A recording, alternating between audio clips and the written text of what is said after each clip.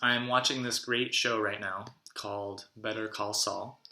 It's the prequel to the show Breaking Bad, which must be the most popular, one of the best shows ever, definitely in terms of entertainment. Um, Better Call Saul is amazing. I almost even think it's better than Breaking Bad.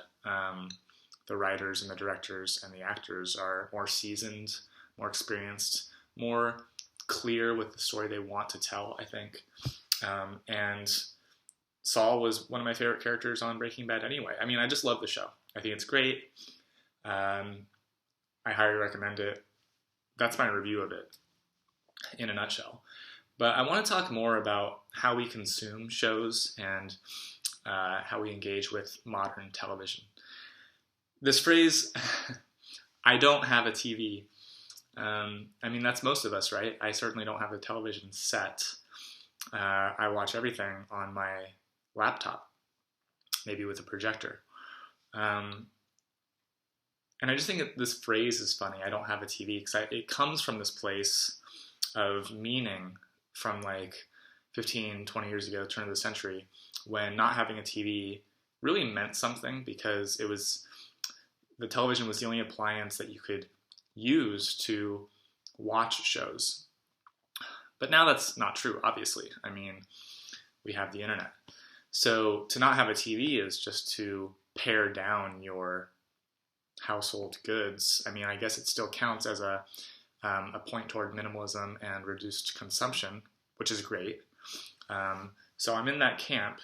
But to say that you don't have a TV and then consume hours of television still per day or per week or whatever is kind of missing the point when you say that you don't have a TV, right? I think that broadcast television is a distinct thing. I think that the main point of it, to me, point against it to avoid, is advertising and the commercials, which are poison.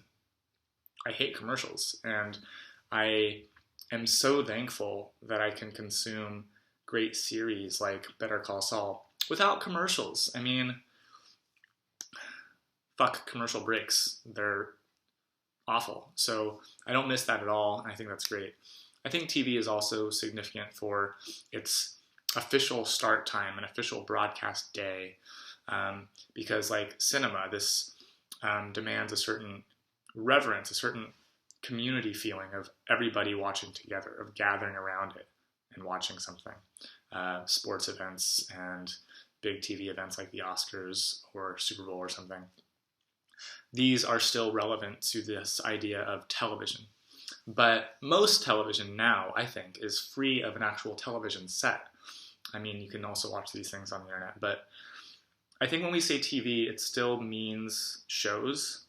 Whether or not you watch it on HBO Go, or you torrent it, or stream it in some other way, or Netflix, which is the most popular, I think, probably. That's where I'm watching Better Call Saul, which in Germany, it's a Netflix production, which is funny. And then this brings up this whole other new kind of phenomenon of binge watching. Obviously not that new, but it's a thing, you know? And it's funny how TV, it's kind of... Netflix is special because Netflix doesn't have ads. It's a pay service. We can share passwords. It's a people's platform, really. I mean, it is a corporation, of course, but it's such a good corporation, good company. It's kind of freed us to enjoy TV unabashedly because, I mean, if you think about this whole binge watching phenomenon, it's kind of a celebration. Like, how are you spending your weekend? Oh, I'm binge watching this show. I mean, in a way, we just rejoice in that, right? We celebrate our laziness or our comfort, our creature comfort desires by just relaxing and watching a show. And that's great. I mean, compare that to, you know, the 20th century, where this behavior was a disgrace. It was like slovenly behavior, a couch potato. I mean, to just watch TV all day is terrible sounding, but watching Netflix all day is somehow not. And I think that the lack of commercials plays into that. I think having it on your schedule plays into that. Um, and obviously, this golden age of television idea of shows just being so good also plays into that. So it's great to experience shows. I think we have to be careful when we pick a show because it is a big deal to watch something and to commit to it. So I don't watch so many series, but Better Call Saul is the one I'm watching right now, and it's great. And it does make me think, what's the best way to do this? Should I watch it each week when it's released, or do I want to binge watch it later? Because that's obviously satisfying. I mean, it's kind of frustrating now when we wait for a new episode after being accustomed to binging old seasons of things. And then there's the whole issue of camaraderie and companionship. I watched season 1. So this is an issue for somebody like me who is single. If you don't have a life partner who you default watch things with, you do still want to participate in a thing with somebody to share it, you know? So I watched season 1 with somebody, and that was special feeling, you know, to share this show with somebody else that also loved Breaking Bad. But that somebody is not in my life. And so watching season 2 makes me think of that.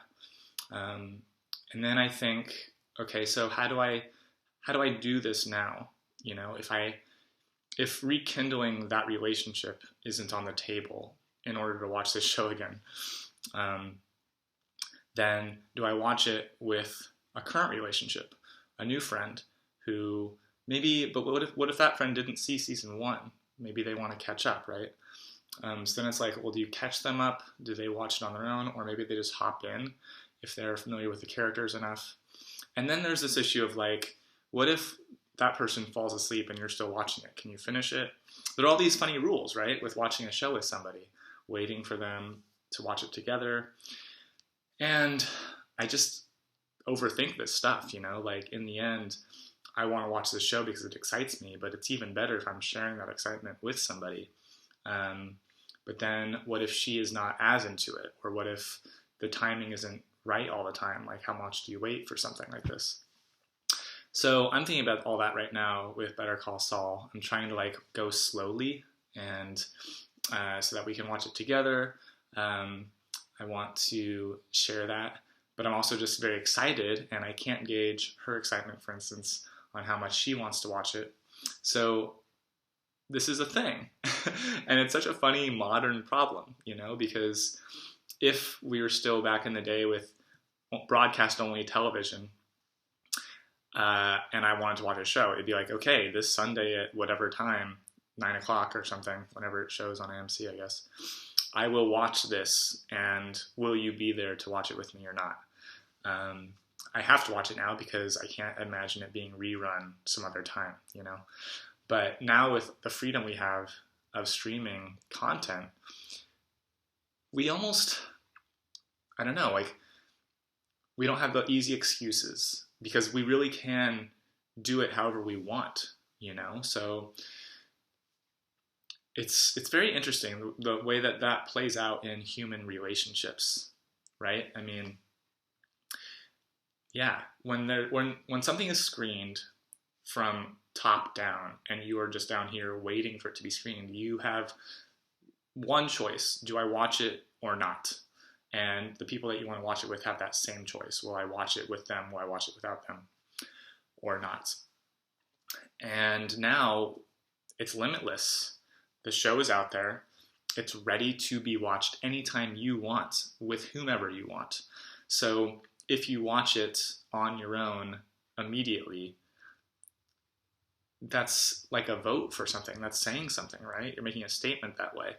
I was just so excited I had to watch it then. I mean, you don't have to. You could wait, right? I mean, I just think that's interesting that now we have this freedom and access, but it does have these funny consequences.